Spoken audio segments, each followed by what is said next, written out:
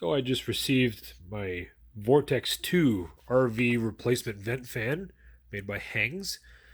Bought it from Amazon, which at this point in time was probably about $30 or $40 cheaper than the next least expensive place that I could buy this from. All in Canadian dollars is just a little over $175, including the tax.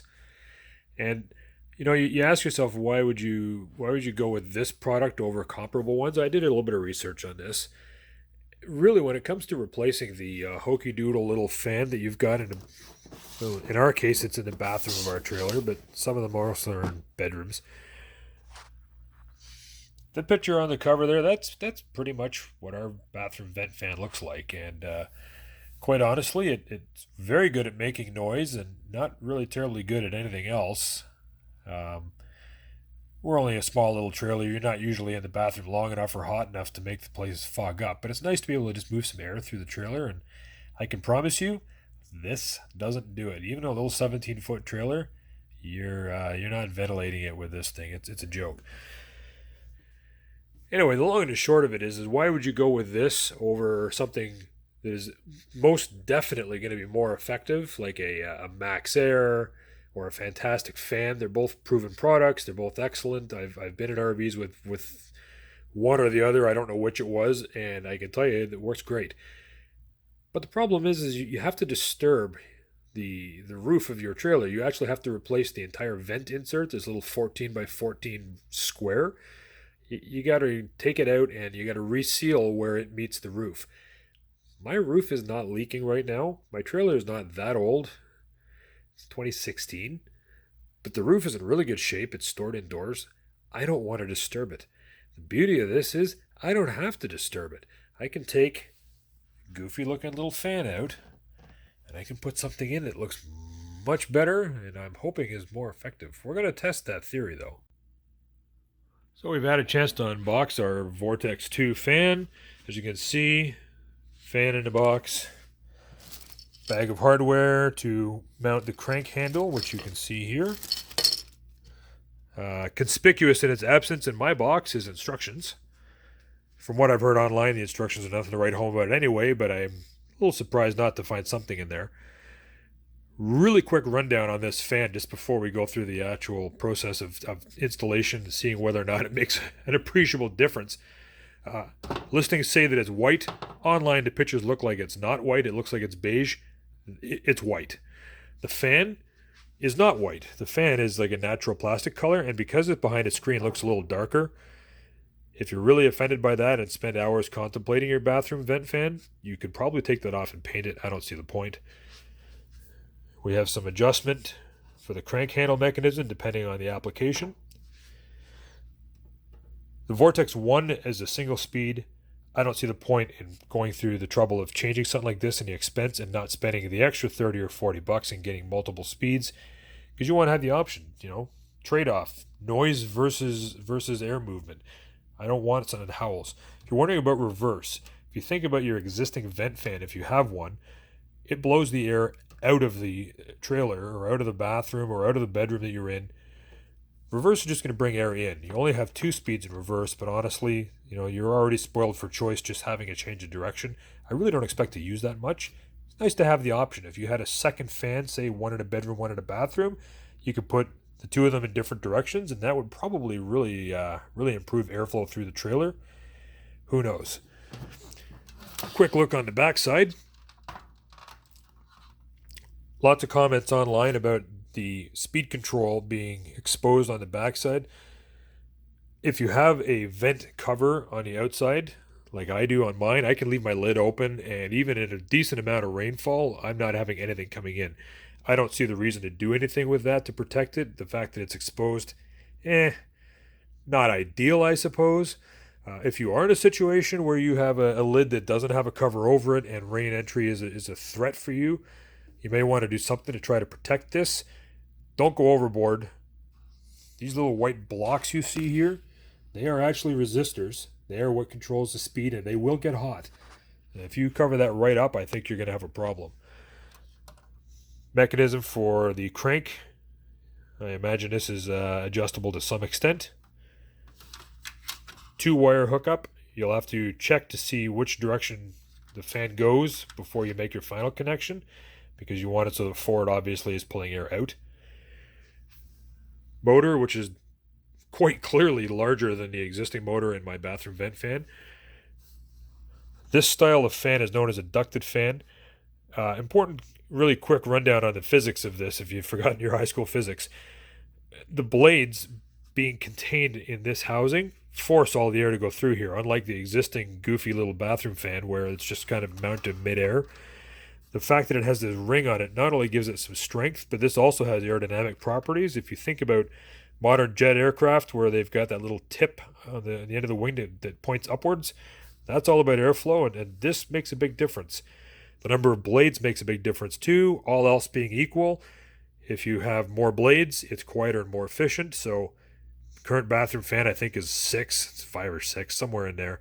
This is 10. They're in a better shape. They're ducted. I'm expecting that this is going to move more airflow just by default. It kind of has to. I'm a little disappointed not to have instructions, but I don't think we're going to be too challenged on this. Welcome to our bathroom. Not something you say very often. So this is it's kind of the stock fan bathroom vent arrangement that's pretty typical in most RVs.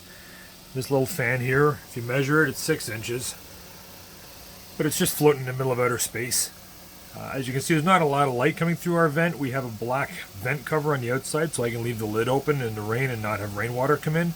I'm not worried about the fact that it blocks a lot of light because in our bathroom we're lucky we've got a skylight. What we're going to try and show here, I've got the door and several other windows open, so we're going to try and get an idea of relative airflow, and I don't have a scientific way of doing that. I don't have an anemometer or anything I can use for this. We're going to go real scientific like, and we're going to use a CD jewel case. In this case, just the lid. Let's face it, the amount of airflow directly affects how much weight this can suspend, how much power it can provide. So we're going to try and stick this on here. I've had the fan running for a couple minutes just to take the surface charge off, even though we're on shore power. And as you can see, it doesn't want to hold up the jewel case with the liner notes. So let's take the liner notes out. And for you kids that are watching this, a CD is an optical disc that stores music. That was before MP3s. And we're sacrificing Daughtry on this one because if I break the jewel case, I'm not upset. No offense, Daughtry. No problem. So we can hold a jewel case lid, but not the jewel case lid and liner. So after we have the Vortex II in here, we're going to see if it can do that or more. That should be a highly unscientific way of determining whether or not it's actually flowing more air. So I've got 2 of the screws out of this cover already, and it's actually a good time for me to make a couple of observations that might be helpful. So you can see that there's an identifiable casting line in this shroud. Now in theory you could put this shroud in probably at least 2 different ways, possibly 4. The screws should be about in the same spots, but if the thing was in there in a certain way, it's a pretty good chance it'll happily go back to where it was. Not so likely the opposite. Also a suggestion when working in a space like this, put the stopper in, make sure the lid's closed, stopper in the sink, and the reason being, of course, is Murphy works overtime, and if there's going to be a place that magnetically attracts screws that you drop, that for sure is going to be the place. So my initial plan had been to remove this entire corner bracket and the electrical box that's here. It's unnecessary for our purposes. However, the box is riveted to this frame, and I risk disturbing the roof seal if I start prying on this to try to pop them out of there. And I really can't conveniently get a drill in there, and I'd be afraid of overshooting the mark anyway. So with the Vortex placed up against this, that angle bracket actually doesn't affect it all that much. The box does. So we are going to drill out these couple of rivets that are in here and just take the box off the bracket. We're going to leave the bracket in place. So it really wasn't too difficult to drill the rivets out of the box and remove the box. Again, I elected not to try and do anything with this bracket. I can't really get a good angle in there. I don't want to pry on it. You know, let's face it, this edge is very close to where this seals against the roof. So if you start yanking on this really hard and bending stuff, you're potentially compromising the seal. And if I really wanted to go through that amount of nonsense, I would have just bought a complete Robin Air or a Max Air or Fantastic fan. I wouldn't have put a drop in. So we're gonna leave that bracket alone. However, these heads for these rivets, I can't, unfortunately, get in there with any sort of a drill from the back side, and I'm having a bit of a struggle trying to make a mark on the front side of them. So we're gonna get ugly, and unfortunately that means we're gonna be in there with the rotary cutoff tool just to take the heads off them. 100%, you definitely want to be having eye protection for this mess. Optionally, of course, you could just take the screws out of the motor and just leave the bracket in place, but again, I'm trying to maximize airflow here. That's the whole point of this exercise. So that bracket, small as it is, it's got to go. As you can see, we managed to get that out of this bracket. Of course, the bracket itself, you need that there because that holds the piece that lifts the lid for your vent. Can't damage that. But I have to imagine that that's got better airflow now, at least potentially. So realistically, white should go to white, because white is a ground in a trailer. Black should go to whatever color you got. You want to make sure that this actually does make the fan go the direction you want. On forward, this should be blowing air out of the roof. We've verified that. We're going to make a proper set of connections here, but you do want to make sure that you're not going to go through the trouble of putting all the connections in and put it back in the ceiling, and then all of a sudden, hey, look at that, it's blowing backwards. So some folks have observed that it's difficult to hold this up and work on it if you're working by yourself. The only thing I can suggest to you on that is that, you know, creative solutions exist. Use a bungee cable, use a bent coat hanger, use some string. One way or another, there's ways to do it. Now, I'm fortunate in my trailer, I got a fair bit of wire to work with. But in any case, you could still figure out some way to hold this up here, to do the connections you need to do while holding it up in the air. One other thing you're going to have to verify with this is whether or not the crank handle is going to line up with the crank mechanism in your particular vent. For this one, we actually had to turn it around and move it to the alternate set of holes. I've found the instructions for this fan online. They don't really tell you anything about this anyway, so I'm going to tell you right now, you'll need to move that accordingly, just to position it where it's going to line up with the existing crank. Alright, so with one screw in the far end, now we can try and put this into place. I've just sat the knob in its little housing, because we need to get this to line up with the mechanism for the roof. So just give it a little turn as you're giving it a wiggle. There we go. I don't know if you actually saw that, but it just sat in there beautifully. So this is the finished product. The parting line I thought was a mold mark on the bezel, turned out to be a crack. And not the end of the world, I can replace that later. And this is what we have. Now I will say this, it is louder than I thought it was going to be. Low speed I would say would be about the same, maybe a little less than the other little fan that was in here. Although I guarantee this moves more air. But for the sake of it, this is high speed. High speed venting outwards, I might add. You can see how the knob here relocates the mechanism. Anyway, back to our test. So you'll recall I tried using the jewel case CD lid with the liner notes in it. Compliments to Daughtry that your liner notes are actually pretty comprehensive. It's a pretty thick booklet.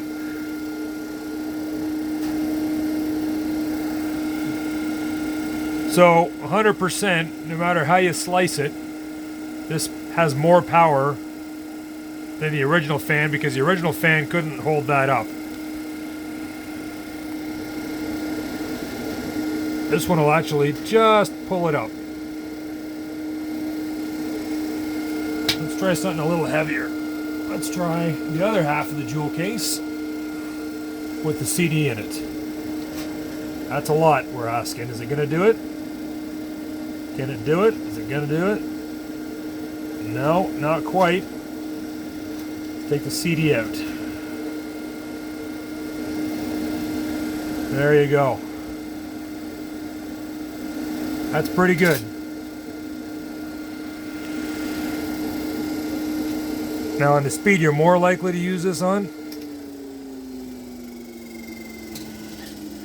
I am kind of hoping that some of that noise will go away as this gets worn in, but that's still moving a fair bit of air. Like I can feel the airflow.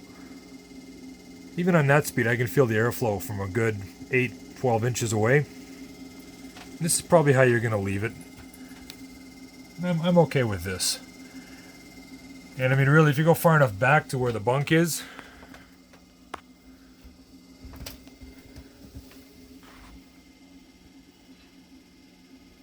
that's not bad. I can't hardly hear that. So on high speed, a little louder than I would particularly like. But I will say this observation. So our previous bathroom fan, this is the electrical load center in our trailer. This guy converts shore power into 12 volts internally, and it's got a cooling fan that's variable speed. This fan operates based on how much power it's converting to keep the battery charged. So if you've got a lot of lights on or the bathroom fan on, that runs. It's not running right now. Like it's happy right now. It's within the limits of what it can do without needing additional cooling. Who cares, right? It's an electrical load center. It doesn't matter. Well, it does matter, because if you're boondocking and you're running off of a solar panel or a chassis battery, the fact that you can actually have a meaningful amount of airflow and not be using quite so much power, that matters. Anyway, am I satisfied with this product? Yeah. Will I be running it on high very much? I might switch it on high if I came back after being away and having all the trailer locked up. I might turn it on and vent the trailer. But like low speed there, yeah, I think I could use that. Like I say, I'm hoping it's going to get a little quieter with time, but even if it stays like this, I can live with that. I'm satisfied with this, and for the money and for the ease of installation. Yep, I would say that decent product, decent value. Lousy instructions. Thanks very much for watching.